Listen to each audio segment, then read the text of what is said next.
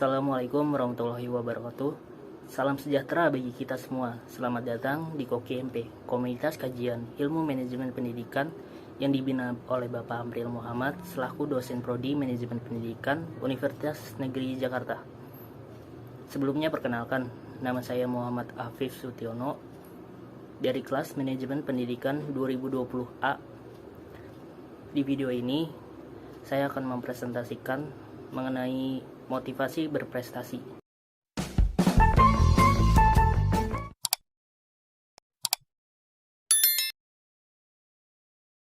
Apa itu motivasi berprestasi?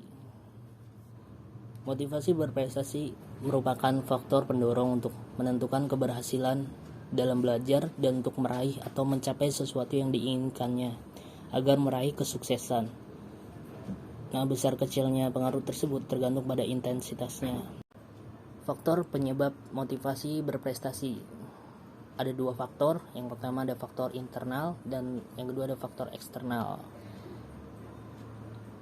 Di faktor internal ada 4. Yang pertama, kemampuan adalah kekuatan penggerak untuk bertindak yang dicapai oleh manusia melalui latihan belajar.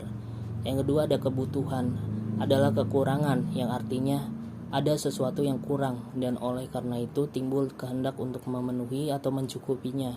Yang ketiga ada minat, adalah suatu kecenderungan yang agak menetap dalam diri subjek untuk merasa tertarik pada bidang atau hal-hal tertentu dan merasa senang berkecimpung dalam bidang itu. Dan yang keempat, harapan dan keyakinan merupakan kemungkinan yang dilihat untuk memenuhi suatu kebutuhan tertentu dari individu yang didasarkan atas pengalaman yang telah lampau. Selanjutnya ada faktor eksternal. Ada dua faktor eksternal. Yang pertama, situasional, keadaan yang mendukung atau malah menghambat individu dalam mencapai tujuannya. Dan yang kedua, lingkungan. Hal ini juga sangat berpengaruh pada motivasi berprestasi individu, misalnya lingkungan keluarga, sekolah, dan lingkungan di mana ia berada. Selanjutnya ada meningkatkan motivasi berprestasi. Motivasi berprestasi bukan dibawa sejak lahir, tetapi dipelajari, dilatih, ditingkatkan, dan dikembangkan. Nah, langkah-langkah untuk mengembangkannya adalah yang pertama itu tetapkan tujuan impian atau goal setting. Tanamkan sugesti dan keyakinan bahwa seseorang itu dapat berubah dan memang harus selalu berubah menuju kesuksesan yang lebih tinggi. Buatlah target dan tujuan, misalnya IP semester ini harus lebih tinggi dari IP semester sebelumnya dan akan menyelesaikan studi dalam waktu 4 tahun dengan IP di atas 3 dan seterusnya. Yang kedua ada visualisasikan tujuan dan impian. Buatlah gambar-gambar atau tulisan-tulisan tentang impian dan tujuan dari hidup kita, kemudian ditempelkan di tempat yang setiap hari kita melihatnya, misalnya di kaca, di layar HP, atau di dinding. Dan yang ketiga, tanamkan impian dan tujuan hidup kita.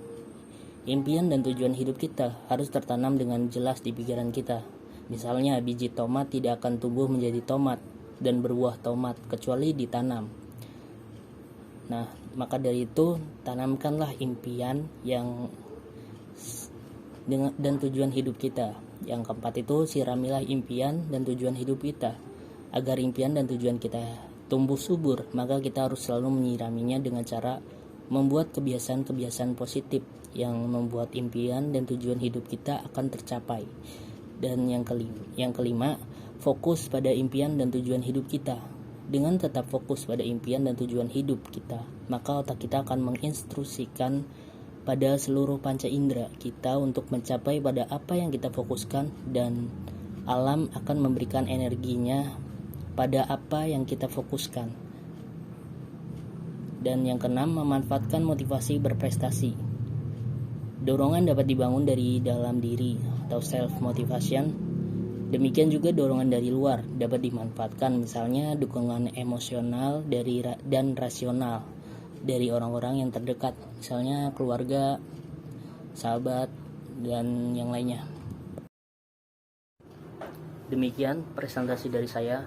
Semoga apa yang telah saya sampaikan tadi bermanfaat bagi kita semua.